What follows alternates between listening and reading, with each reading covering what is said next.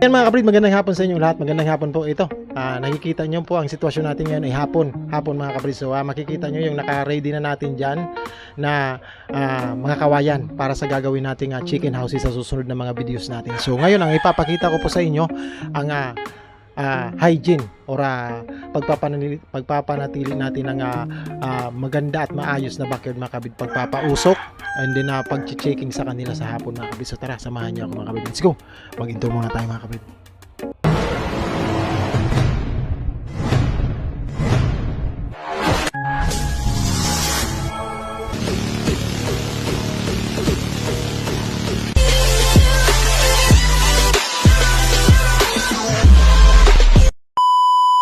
Mga kabrid, samahan niyo ako.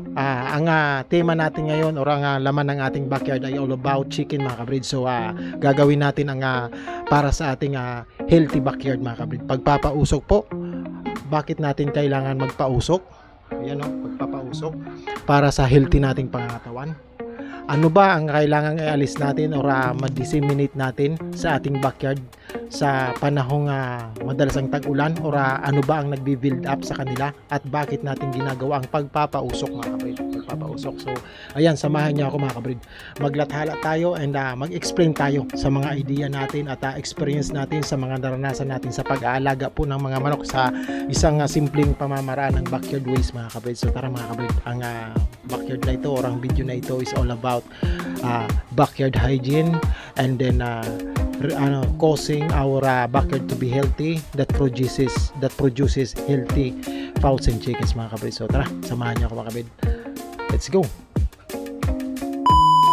At ayun na nga po mga kabrid, ito samahan niyo ako mga kabrid sa isang araw na naman, isang hapon ng pagpapakita kung paano tayo nag-aalaga ng manok dito sa ating small backyard mga kabrid. So ang laman po ng ating video ngayon is all about chickens and fowls. Paano natin sila pinapanatiling malinis kahit medyo marumi ang tingnan siya mga kabrid.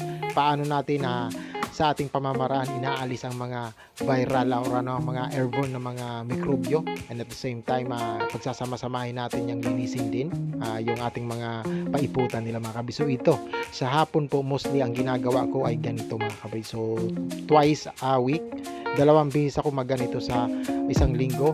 Paminsan-minsan pag nakita ko upon checking sa gabi na malamok, nagsisindi po tayo ng katol diyan para maalis natin ang mga lamok, hindi lamukin ang mga alaga natin. So bakit nga ba mga kabrid natin inaalis ang or nagaganito tayo, nagpapausok mga kabrid? Dahil base po sa isang GPC backyard pamamaraan and experience mga kabrid, isa ito sa nagtataboy or nag-disseminate or nagtatanggal or pumupuksa sa mga mikrobyo na dala ng hangin or yung nagdadala sa ating manok ng pagkakasakit ng mga viral infection, halak, sipon, yan mga kabrid, kasama po yan. May mga causes kasi ng sakit na galing sa hangin, yung build up nila sa mga ipot nila, sa mga singaw o sa mga bagay na marurumi mga kabrid, nagkakaroon po ng mikrobyo sa hangin na pag nalalanghap ng mga alaga nating manok mga kabrid is nagkokos or nagbibigay ng sakit sa ating mga alaga mga kabrid. So ito mga kabrid, makikita nyo yung ginagawa nating pagsusunog. Ang ginamit nating pagsunog ng pagpapausok is yung ating pinaglinisan ng kawayan mga kabrid. So all natural po siya, yung pinaglinisan ng kawayan natin na alam mo yung nilinis natin na mga kawayan sa gagamitin nating cages nila mga kabrid. Ayan yan ang ginagamit natin. So commonly maliyab siya mga kabrid. So lalagyan natin ng tubig yan pag nagkataon. So kailangan kasi mainitan talaga yan, hindi direkta na initan ang mga manok natin.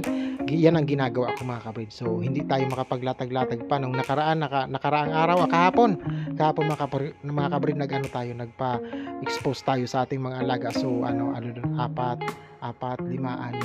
plus 11 nasa labas. So pinalabas natin siya ng 11 piraso lahat, yung mga mostly patapos na magpalit ng balahibo kasi ganitong buwan is mostly lahat ng 70% ng natin ng mga alaga natin is nagpapalit po ng balahibo. Ang mga hindi lang nagpapalit ng balahibo natin is yung ating dalawang inihahanda, tapos yung mga broodcock natin mga kabrid. After that, lahat na po yung nagpapalit ng balahibo. Mga inahin natin, nag-stop po sila sa pag-iitlog dahil yun nga, ano siya, hard na sinasabi, hard molting, or nagpapalit talaga siya all over ng balahibo. So commonly yan sa ating mga alaga. So by experience, alam ko sa sarili ko na matagal po ang proseso ng pagpapalit nila ng balahibo, mga kabrid. Pag nagkakaedad sila, dumadating talaga sa kanilang period ang pagpapalit po ng balahibo.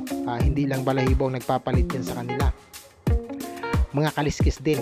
Mayroon tayong 4 years old na almost na mga broodcock na nakita ko, na experience ko sa kanila ang pagpapalit nila ng mga kaliskis, mga kabrid. Kaliskis ng paa, nagpapalit din po yan sila. So sa panahon pong ganun, mga kabrid, napaka-vulnerable po ng mga alaga natin. Yung mga alaga natin nagpapalit ng balahibo, may mga dinadanas po yung matinding pagbabago sa pangangatawan. May lagnat po yan commonly.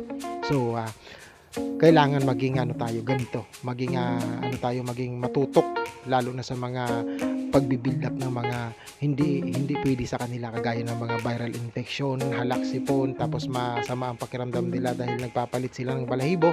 Kailangan gabayan natin sila na maging malusog pa rin kahit dun sa puntong sila ay may karamdaman, mga kabrid. So ayan, mga kabrid, disclaimer ulit, during and upon making of this video, there were no animals that were harmed during the making of this video, mga kabrid. This video is for viewing, sharing, and breeding purposes only.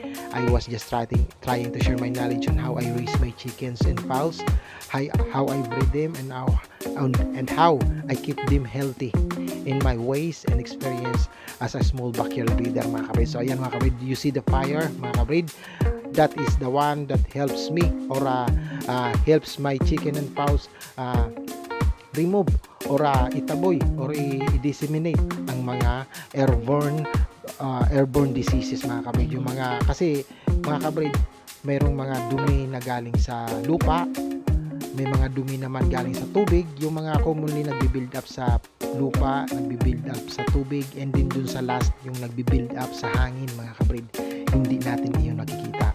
So paano natin iyon masusolusyonan? Paano natin yun madepensahan, mga kabrid, ang hindi natin nakikita sa lupa, makikita natin sa tubig, malalaman natin, makikita natin.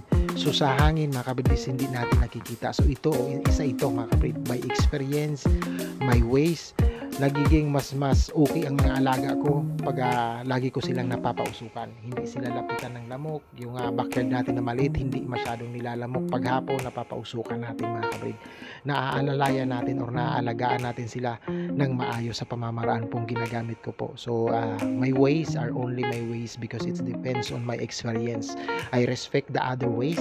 I respect the other breeders' ways, the other process of their on how they raise the chicken. So hindi ko kiniklaim, I do not claim that my ways on how I breed chicken is the proper one, but I use this because I experience a lot. Akin po itong pamamaraan, and I need respect because hinahangaan ko rin ang inyong pamamaraan, mga kabrid. So ayan, mga kabrid, apan katapos na, napausukan na natin ang backyard, checking na tayo sa mga baka mayroon may sakit dyan na kailangan ng i-segregate. Kasi pag nakakita po ako ng manok na nagkasakit, dinidispose ko po yan, inaano ko po siya, tinatabi ko po yan. Mayroon po silang sariling lugar para sa may mga kailangan gamutin, mga kabrid. So as long, ngayon naman wala pa naman silang mga yung tipong kailangan natin na i-undergo sa paggagamot, mga kabrid. So ang GPC Backyard po ay may process din po sa paggagamot upon experience din ulit. So ang ginagawa ko po, ina-applyan ko muna sila ng mga organic na pamamaraan, mga kabrid. Pag nakita kong positive ng may sipon or halak or may something, ina-applyan agad natin sila ng organic na pamamaraan, mga kabrid. So antimano wheat feeding ulit tayo, nilalagay.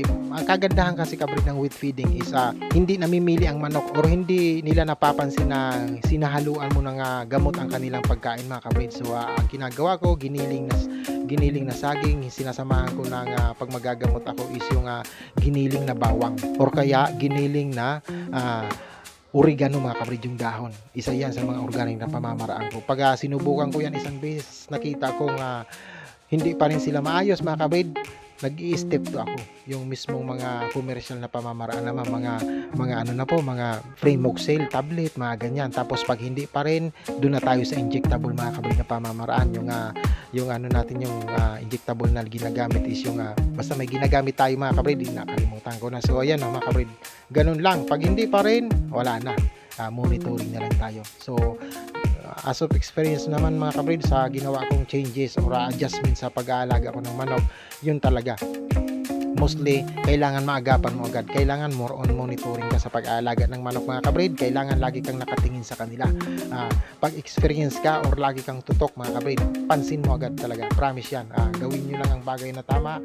Tutukan nyo lang sila na maigi. Pansin nyo agad pag mayroong build up or may pakiramdam na hindi maganda ang mga manok mo. Pag tutok na tutok ka sa kanila, kunting ano lang nila, kunting tingin mo pa lang mga kabrid sa mga manok mo, alam mo nang hindi malusog or may nararamdaman yan. So dun pa lang mga kabrid, building pa lang siya, applyan na natin ng organic na pamamaraan. So as a week mga kabrid, isang bisis ako or dalawa nag-a-apply ng mga organic na pamaraan. Naghahalo ako dun sa aking with feeding ng mga ganun nga, ang giniling na bawang or giniling na oregano.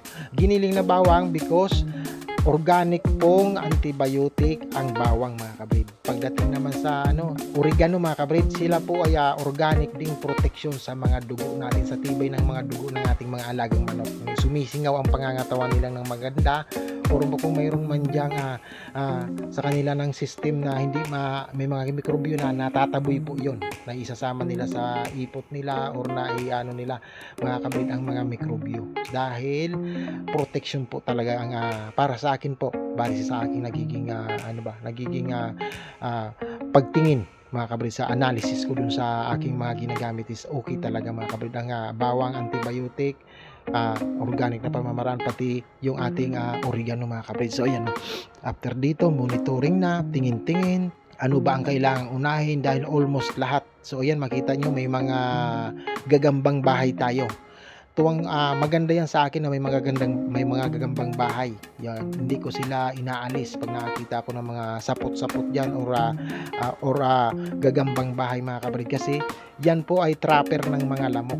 Sila po ay nagtatrap ng mga lamok diyan. So hindi ko talaga inaalis diyan. Ang kalaban mismo ng ating mga manok is yung lamok na yan sa gabi. So hindi natin kayang bantayan yan kahit anong tibay natin. Kulambuin natin lahat mga kabrid, pero the best talaga na mayroong mga katulong tayo, kagaya ng mga bahay na gagamba. Ayan, tinatrap nila ang mga lamok na gumagala-gala dyan sa gabi mga kabrid. So ayan, nag-ilaw tayo. Itong ilaw is ginagamit natin sa pag-monitoring natin sa gabi pag nag-physical checking tayo. Yun po mga kabrid, hanggang dito na lang ang ating munting paglalathala sa araw nito para sa pamamagitan ng premiere videos mga kabrid, ukol po sa mga pag-aalaga ng manok na naman tayo. So maraming salamat sa patuloy na sumasabay dyan sa ating munting paglalathala. Sana po mga kabrid, lagi lang kayong nasa maayos na kalagayan dyan. God bless po sa inyong lahat mga kabrid. Thank you po sa inyo.